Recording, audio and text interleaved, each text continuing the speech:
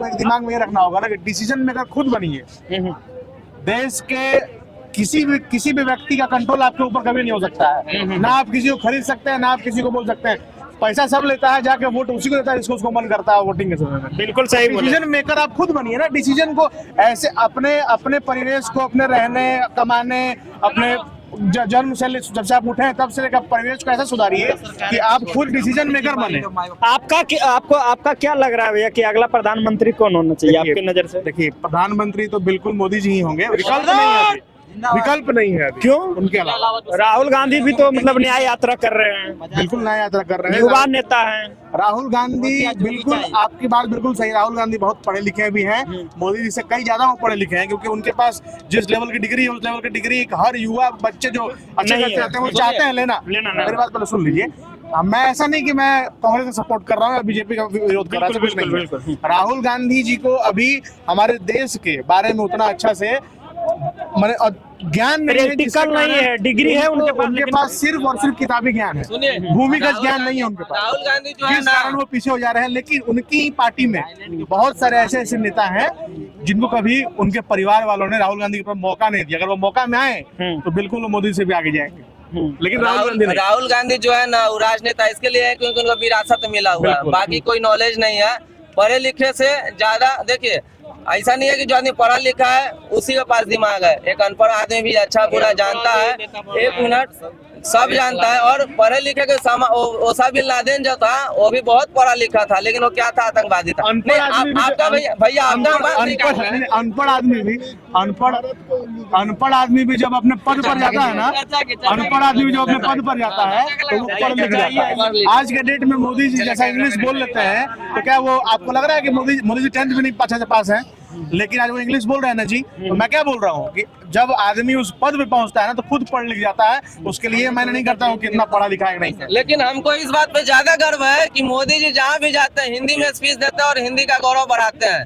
सभी नेता जो है ऐसा ही होना चाहिए। बताइए, हमारे बिहार के अधिकतर लड़के 80% लड़के ऐसे हैं जो हिंदी इंग्लिश के चक्कर में बर्बाद हो जाते हैं। हम भी हिंदी इंग्लिश के चक्कर में बर्बाद हो गए। ठीक है, आज के युवा तो पूरा हिंदी भी नहीं बोल पाता और इंग्लिश के बात करते हैं। हिंदी नहीं बोल पाता, ठीक है, लेकिन हिंदी में लिख लेगा, समझ लेगा। लेकिन इंग्लिश, देखिए इंग्लिश को दो क्या बोल रहे हैं चाचा जी? हम तो कह रहे हैं कि इधर आप इतना अच्छा सरल समझ नहीं बहुत हार्ड है इंडिया नहीं। इंग्लिश में आप 100 में 16 सकते हैं, हिंदी में ला सकते हैं।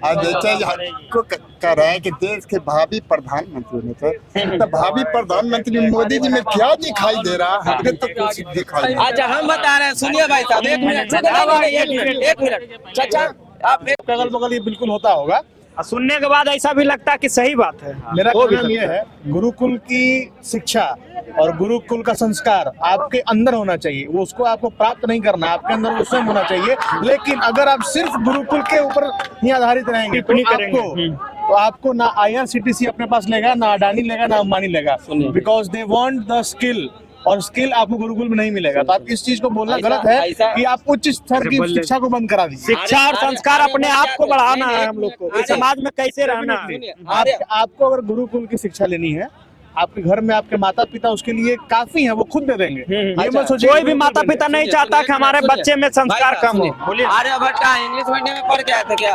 कौन? आर्यभट्ट नहीं, आर्यभट्ट की बात है। आर्यभट्ट को पढ़ने वाले आज वही उसी प्राइवेट स्कूल के ही लगभग बच्चे हैं। सुनिए एक बात और, हम पर्सनली उस चीज के लिए नहीं बोले हैं। मेरा बोलने का मतलब है, हम ना यहाँ बीजेपी ना हम कांग्रेस, बीजेपी कांग्रेस समाज में नहीं, हम फुल बीजेपी है, दावा करते हैं फुल बीजेपी है। ठीक है, आदमी का अपना मत होना चाहिए, वो चीज अलग है। लेकिन हम ऐसा भी नहीं बोलेंगे आप अंधभक्त हैं, बिल्कुल अंधभक्त नहीं है। आपके अंदर में आपको ऐसा लगा, आपका विचार बना कि नहीं बीजेपी ने काम किया तो आप वोट दे रहे हैं। कैमरा के पीछे एक आदमी बोल रहे हैं, लेकिन आप जो बात को प्रकट किए, हमारे देश में 150 करोड़ आबादी देखेगा। इस चीज को देखते हुए किन्हीं को अच्छा भी लगेगा, किन्हीं को बुरा भी लगेगा। हम देखिए, अगर कोई आदमी है यहाँ पे बोले कि हम कोई बात गलत बोले हैं तो आके बोल सकते हैं। लोग क्यों बोलेगा? नहीं देखिए, ये पब्लिक डिबेट है। यहाँ पे 10 आदमी है, सबका विचार अलग अलग। हम किसी से, हमारा कोई जाति दुश्मनी नहीं है। हम भाई अभी मुंबई से आए, फिर मुंबई जा रहे हैं वापस। मुंबई में क्या करते हैं? इंटरव्यू देने गए थे हम। किस चीज का? बाहर ही रहते हैं, इंस्ट्रूमेंट इलेक्ट्रिशियन है।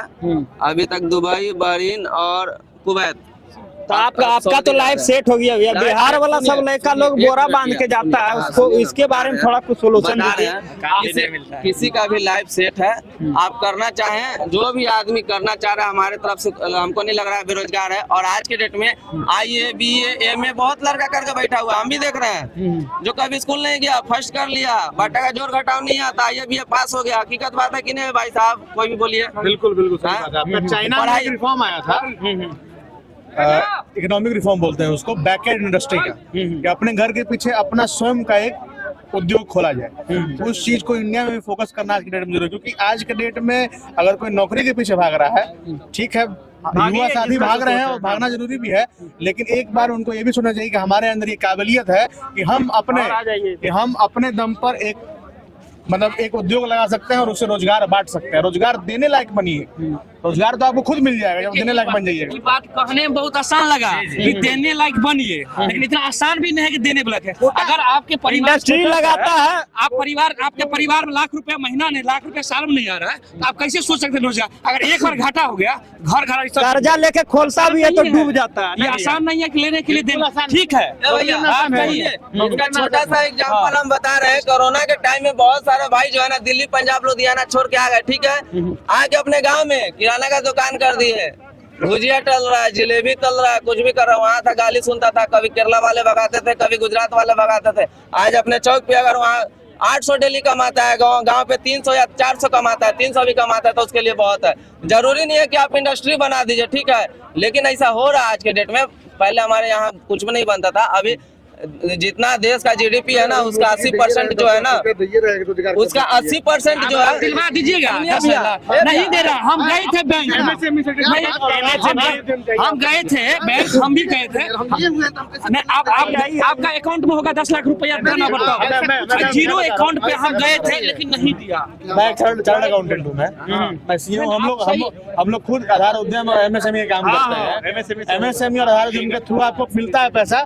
ये बोलना गलत है कि करना मतलब बहुत मुश्किल है। मुश्किल तो नौकरी लेना भी है यार। अगर आप पढ़ोगे नहीं, लिखोगे नहीं तो मुश्किल आपको नौकरी मिल जाएगा।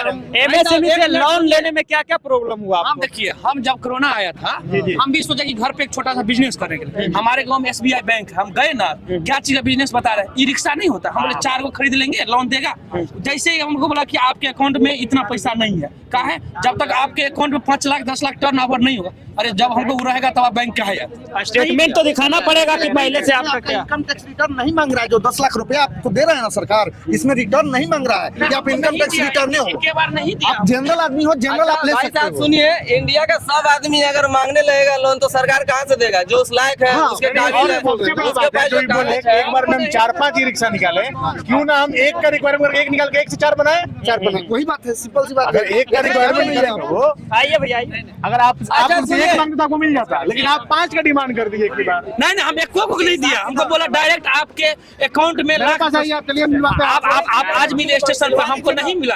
अभी के पास जाएगा।